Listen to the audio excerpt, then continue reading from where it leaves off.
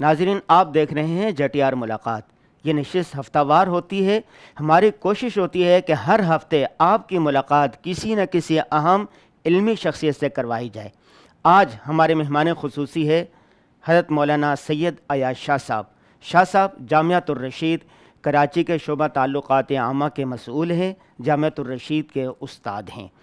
شاہ صاحب السلام علیکم ورحمۃ اللہ۔ وعلیکم السلام ورحمۃ اللہ۔ کیسے ہیں آپ؟ الحمدللہ۔ آپ گزشتہ ہفتے آپ کا UK کا دورہ ہوا، جی کیسا رہا دورہ؟ کیا مقصد تھا؟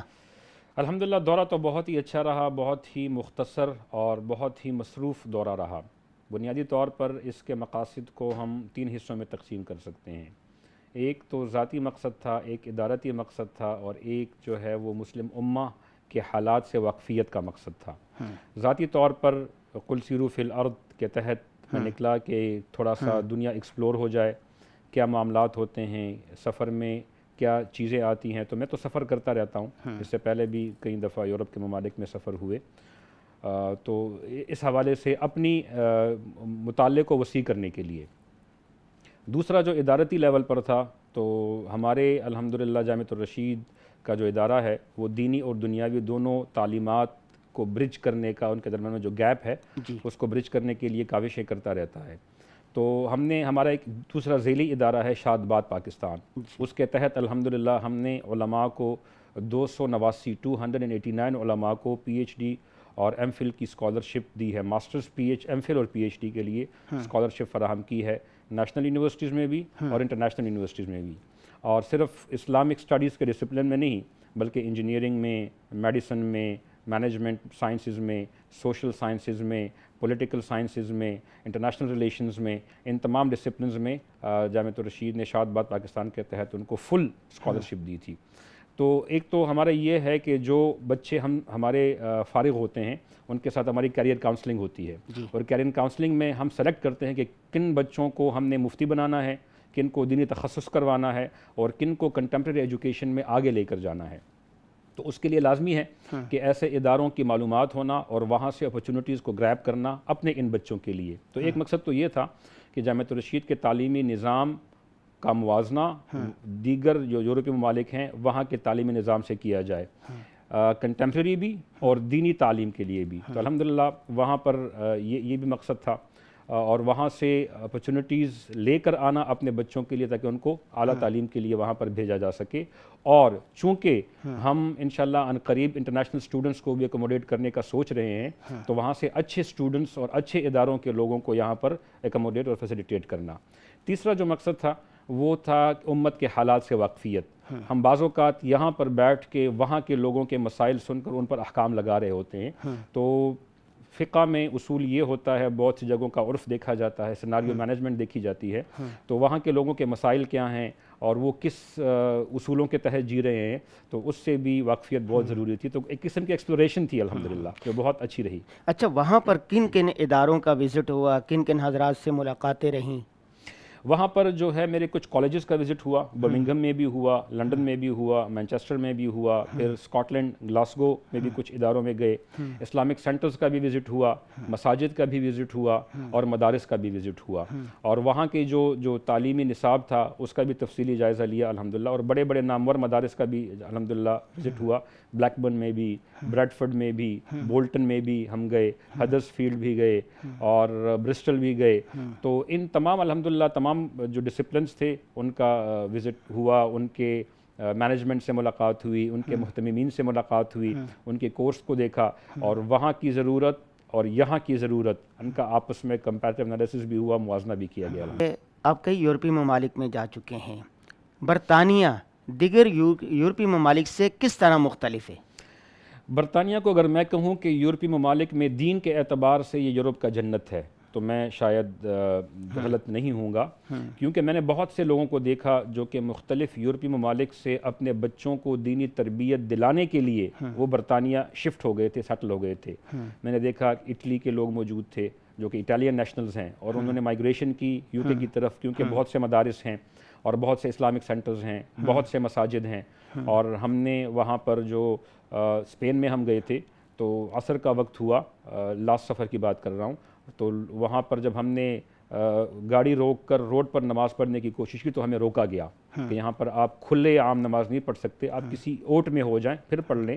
یو کے میں ایسا کوئی مسئلہ نہیں ہوا، الحمدللہ وہاں علماء کی محنت سے جو علماء وہاں پر گئے تھے ایسا ماحول انہوں نے بنا لیا کہ ہم نے مین موٹر وے پر M6 پر ظہر کی نماز کھلے میدان میں ادا کی، یعنی جو سائیڈ ان کا ہوتا ہے، جو ریسٹ ایریا ہوتا ہے، اور لوگ آ جا رہے تھے، گورے دیکھ رہے تھے، اور انہوں نے کوئی اچھمبے کا اظہار نہیں کیا، کوئی تشویش کا اظہار نہیں کیا، کسی حیرت کا اظہار نہیں کیا، الحمدللہ۔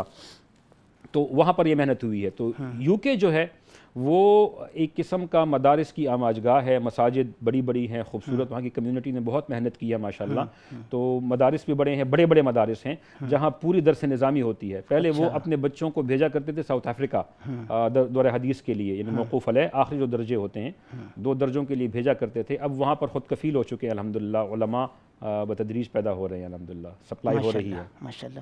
شاہ صاحب، ہر معاشرے میں کچھ خوبیاں ہوتی ہیں، کچھ خامیاں ہوتی ہیں، اور میں آپ سے یہ پوچھوں کہ گوروں کے دیس میں جو آپ گئے ہیں، دیکھا ہے، وزٹ کیا ہے، مطالعاتی سفر کیا ہے، انہی معاشروں کی خوبیاں کیا ہیں؟ دیکھیں اگر خوبیوں کو دیکھا جائے تو کئی زیادہ ہے، میں چونکہ وقت ہمارے پاس محدود ہے تو میں چند خوبیوں کا ذکر کروں گا۔ سب سے بڑی خوبی تو یہ ہے کہ انہوں نے ڈسپلن اور سسٹم کو ڈیولپ کیا ہے، ایسا انفراسٹرکچر بنایا ہے کہ ایسا فریم ورک بنایا ہے کہ آٹومیٹکلی جو کہ معاشروں کو آگے بڑھانے والی چیزیں ہوتی ہیں وہ خصوصیات ان میں آ چکی ہیں، وہ خاصیتیں ان میں آ چکی ہیں۔ مفتی محمد شفیع صاحب رحمۃ اللہ علیہ نے لکھا ہے، اگر آپ دیکھیں کہ اسلام کو نہ ماننے والے ترقی کر رہے ہیں تو جان جائیں کہ انہوں نے اسلام کی کچھ خصلتیں اپنا لی ہیں جس کی وجہ سے وہ ترقی کر رہے ہیں۔ ایک جگہ پہ میں باہر کھڑا ہوا تھا، ایسے ہی کچھ ایک چارٹ تھا اس کا پڑھ رہا تھا، تو ایک بابا جی آئے، 65-70 سال کی عمر کے ہوں گے، اور ان کا اتفاق سے میرے قریبی ایک کاؤنٹر تھا، وہاں سے کچھ لینا تھا انہوں نے، تو آ کے جب کاؤنٹر پہ جانے لگے تو ان کو ایسا لگا گویا کہ میں کاؤنٹر کے انتظار میں ہوں، کیونکہ وہاں پر ایک دوسرا بندہ موجود تھا، تو میرے پاس آئے تو مجھ سے پوچھے are you in the queue, is it a queue, یعنی یہ کوئی لائن ہے، قطار میں ہے تاکہ میں آپ کے پیچھے کھڑا ہو جاؤں۔ میں نے کہا نہیں، میں کچھ نہیں کر رہا، آپ اسٹریٹ وہاں پر جا سکتے ہیں۔ تو یہ ان کی خصلت بن چکی ہے، ڈسپلن اور لائن میں رہنا، سسٹم کے اندر رہتے ہوئے، کیونکہ جب مسلمانوں کے گولڈن ایجز تھے اور یورپ کے ڈارک ایجز تھے تو انہوں نے کچھ فیصلے اس وقت ایسے کیے کہ جن میں وہ خامیاں بھی بن گئی، اور اسلام کی بنیادی خصلتوں کو انہوں نے سسٹم کا حصہ بنا دیا۔ اب چیز یہ ہو چکی ہے کہ ہمارے ڈارک ایجز شروع ہو گئے ہیں، ان کے گولڈن ایجز ہیں، ہمارا بچہ ہارورڈ کی ڈگری پہ فخر کرتا ہے، آکسفورڈ کی ڈگری پہ فخر کرتا ہے، نوٹنگم کی ڈگری پہ فخر کرتا ہے، کیمبرج کی ڈگری پہ فخر کرتا ہے، تو وہاں کی ڈگریوں پہ فخر کرتے ہیں۔ یہ وجہ یہ ہوئی کہ انہوں نے اسلام کی جو معاشرتی، تہذیبی، ثقافتی اور اخلاقی کلچر تھا اس کو اپنا لیا۔ مثلا ہمارے ہاں راستہ چھیننا یہ ایک خصلت ہے، وہاں پر راستہ دینا ایک خصلت ہے، اس کو ایکنالج بھی کیا جاتا ہے، یعنی جب بھی کوئی بندہ آتا ہے تو پہلے بندے کی کوشش ہوتی ہے کہ میں اس کو راستہ دوں، وہ کہتا ہے کہ میں اس کو راستہ دوں، اور جب ایک دوسرے کو راستہ دے دیتے ہیں، کراس ہوتے ہیں، تو یوں ہاتھ اٹھا کے سلام بھی کرتے ہیں، جو شکریہ ادا کرتے ہیں، جو کہ ہماری خصلت تھی، اور ڈسپلن میں آ گئے ہیں۔ مثلا کوئی خاتون ہے، اگر اس نے روڈ کراس کرنا ہے تو آٹومیٹکلی پاؤں بریک پہ آ جائے گا، ہمارے ہاں تو دبا دیتے ہیں کہ اور تیز ہو جائے، وہاں پر آٹومیٹکلی۔ تو میرا ایک دوست تھا گورا، وہ وہاں کا جو جیسے ماحول ہے اس کے مطابق ہے، تو ایک خاتون روڈ کراس کر رہی تھی تو اس نے بریک مار دیا، تو میں نے کہا کہ بھئی آپ نے بریک کیوں مارا، آپ کا حق ہے، کیونکہ زیبرا کراسنگ پہ وہ نہیں ہے، عام روڈ پہ چل رہی ہے۔ اس نے کہا I have to push the brake۔ تو میں نے کہا کیوں؟ کہتا I have to respect her، مجھے اس کی رسپیکٹ کرنی ہے۔ یہ ہوا ہے کہ پچھلے 200 سالوں میں 5-6 نسلیں ان کی گزر چکی ہیں، تو جو سسٹمز انہوں نے ڈیولپ کیے ہوئے ہیں وہ ان کے نوجوانوں کے ڈی این اے میں شامل ہو چکے ہیں، تو وہ لاشعوری طور پر اس کو فالو کرتے ہیں، جو کہ اخلاقیات ہماری اخلاقیات ہیں۔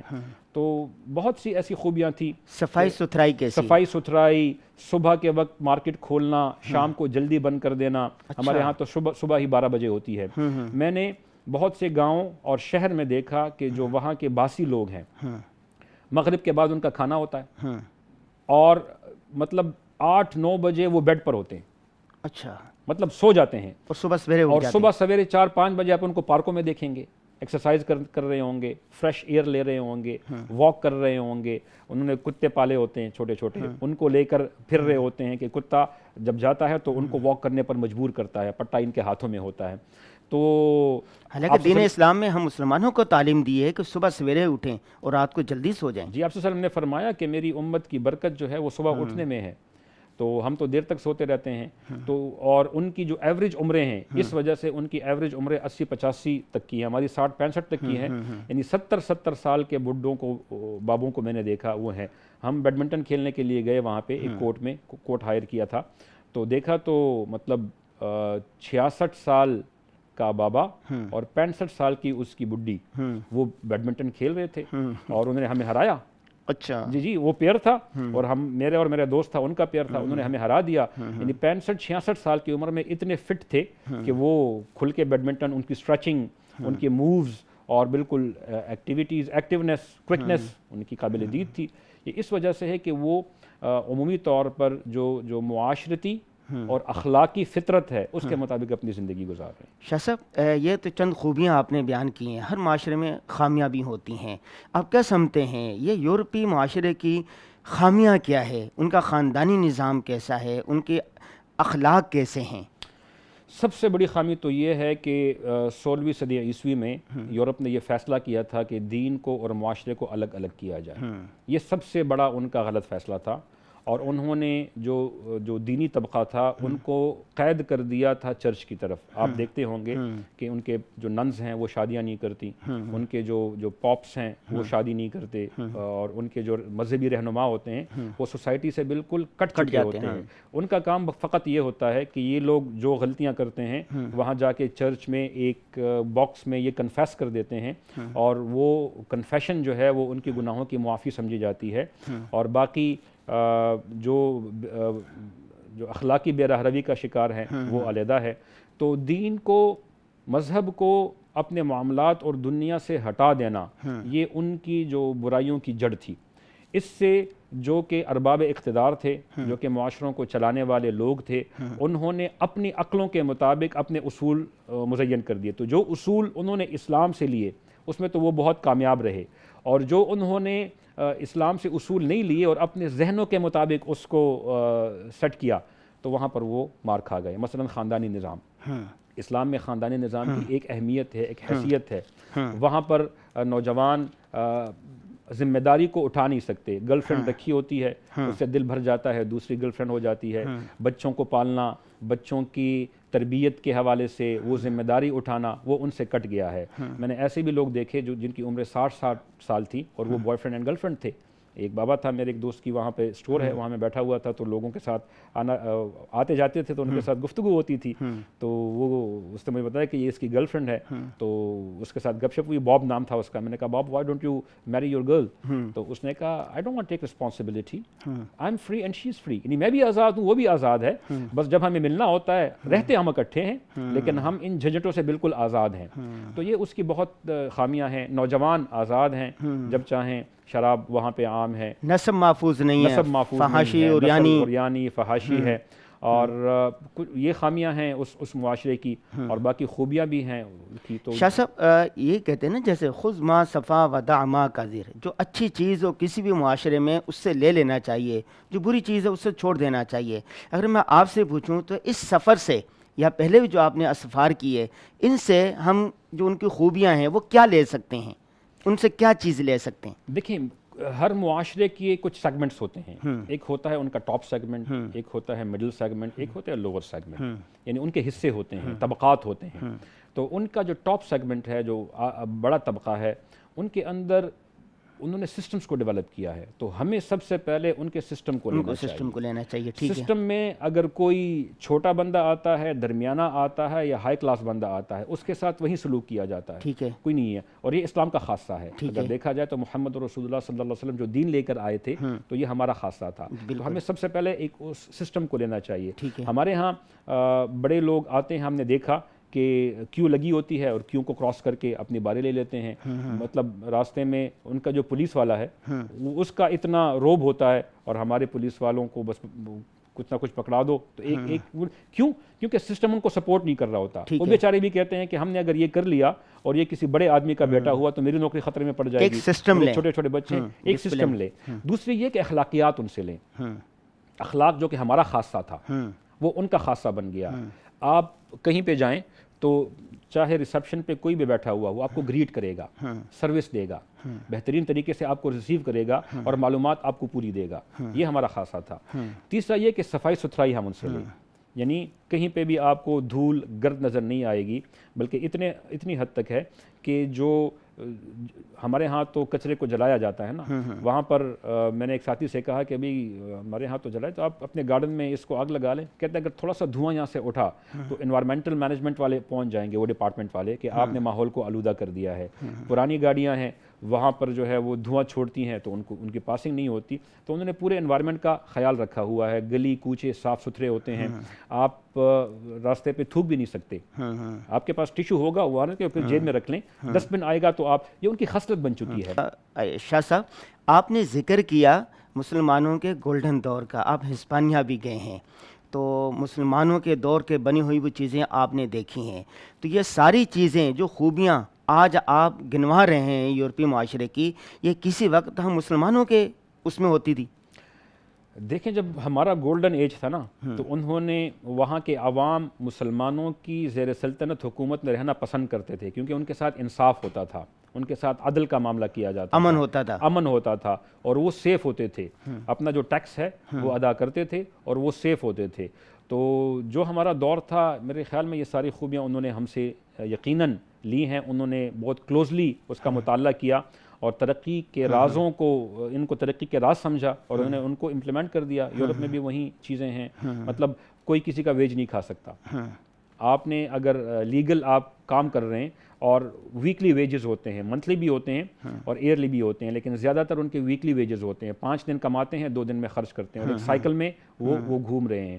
تو یہ ہے کہ آپ نے کام کیا, وہ کسی کی ہمت نہیں ہے مالکی کے مزدور کو اس کی مزدوری نہ دے, اور گھنٹے گھنٹے کا بھی حساب ہوتا ہے. تو باقاعدہ اس کو کیش بھی ملتا ہے اور چیک بھی ملتے ہیں, اور ایک سرکولیشن آف اماؤنٹ ہے. حکومت کو پتہ ہے کہ ہمارے پاس خزانے میں جو مین سٹریم سے ہے کتنا پیسہ آ رہا ہے, تو وہ عوام سے ٹیکس لے رہے ہیں اور پھر عوام کو ریلیف دے رہے ہیں. ابھی اسی کرونا میں کئی ایسے بزنس مین تھے کہ جن کا بزنس نہیں چلا, تو گورنمنٹ نے جو ان سے ٹیکس لیا تھا تو ان کا ریلیف جو ہے وہ گرانٹس مختلف صورتوں میں ان کو دیے, اور 25,000 ہزار پاؤنڈز کے گرانٹس بھی ان کو ملے. یعنی میرا ایک دوست ہے, اس کا بزنس اس کا نہیں چل رہا تھا, اس نے کہا 25,000 کے گرانٹس بھی انہوں نے ہمیں دیے. یہ 55-60 لاکھ روپے ہو گئی. اور پورا انہوں نے, تو جو ٹیکس وہ دیتے ہیں تو ایک ایسا سسٹم بنا ہوا ہے کہ وہ آٹومیٹکلی مین سٹریم میں آتا ہے, ایک اس میں چلتا ہے تھرو پراپر چینل, اور اس کا ریٹرن بھی ان کو دیا جاتا ہے. شاہ صاحب, آخری سوال, جامعۃ الرشید ایک تعلیمی ادارہ ہے, یا پاکستان میں اور بھی بہت سارے تعلیمی دینی ادارے ہیں, تو وہاں پر بھی تعلیمی, ہم مسلمان پاکستان ان کو دینی اعتبار سے کیا دے سکتے ہیں اور ان سے کیا لے سکتے ہیں؟ جامعۃ الرشید کے پاس تو الحمدللہ بہت کچھ ہے. میں سویڈن گیا تھا اور پورتگل گیا تھا لاسٹ ایئر 2019 میں, اور اسپین گیا تھا اور ہالینڈ گیا تھا. وہاں کے جب علماء سے ملاقات ہوئی, اور انگلینڈ بھی گیا تھا اور ابھی بھی انگلینڈ میں گیا, تو جب ہماری ان ڈیپتھ انالیسز ہوئی تعلیمی نصاب کے حوالے سے اور ڈیمانڈ اور سپلائی کے حوالے سے کہ معاشرے کی ڈیمانڈ کیا ہے اور ان کو تعلیمی ادارے کون سے پروڈکٹ سپلائی کر رہے ہیں, نوجوان ہمارے پروڈکٹ ہی ہیں نا, کون سے تعلیم سے ہم ان کو ایکوپ کر رہے ہیں. تو یہ چیز بہت سے علماء نے مجھے کہی, آئی ڈونٹ نو مجھے یہ کہنی چاہیے یا نہیں, میں کہہ دیتا ہوں. انہوں نے ہم سے کہا کہ جامعۃ الرشید تعلیمی نظام میں ہم سے 20 سال آگے ہے, تو خدا را اس تعلیمی نظام کو یہاں ریپلیکیٹ کیجئے. دینی تعلیمی نظام کو, دینی تعلیمی نظام میں 20 سال آگے ہیں, یعنی دینی تعلیم کا جو بلینڈ ہے یہاں پہ وہ 20 سال آگے ہے. ظاہری بات ہے ہماری کور کمپیٹنسی دینی تعلیم ہے, تو وہاں پر مدارس میں ہم بہت یہ تعلیمی نظام پورا ان کو دے سکتے ہیں, اور جو وہاں پر ڈیمانڈ ہے اس وقت, اس ڈیمانڈ کے مطابق جامعۃ الرشید کے پاس یہ اکثر نسخہ موجود ہے. وہاں سے ہم کیا لے سکتے ہیں؟ تو وہاں سے ہم ڈسپلن لے سکتے ہیں, انفراسٹرکچر لے سکتے ہیں, وہاں سے ہم فریم ورک لے سکتے ہیں, وہاں سے ہم سسٹم لے سکتے ہیں وہاں کے لوگوں سے. تو یہ آپس میں ون ون اسٹریٹجی ہے. اگر ہمارے اسی طرح اسفار رہے اور وہاں کے اداروں کے بڑوں سے ملاقاتیں ہوتی رہیں اور ہم ان کو یہ باور کروا سکے کہ دین اسلام کا ظرف اتنا بڑا ہے، اس کا سینہ اتنا بڑا ہے کہ اس میں تمام چیزیں سما سکتی ہیں، تو یہ ہمارے ملک کے لیے، ہمارے ادارے کے لیے اور اوور آل امت کے لیے ایک بہترین چیز ثابت ہوگی انشاءاللہ۔ بہت شکریہ شاہ صاحب۔ ناظرین، دیکھا کہ شاہ صاحب نے اپنے مطالعاتی سفر کی روح سنائی۔ قاعدہ ہے خذ ما صفا و داما قدر، جو اچھی بات ہو وہ لے لینی چاہیے، خواہ کہیں سے بھی ملے۔ اس انٹرویو میں شاہ صاحب کی گفتگو میں جو بھی اچھی چیزیں ہیں وہ آپ نے لے کر اس پر عمل کرنی ہے۔ ہمیں دیجیے اجازت، دوبارہ حاضر ہوں گے نئے مہمان اور نئے موضوع کے ساتھ۔ السلام علیکم ورحمۃ اللہ وبرکاتہ۔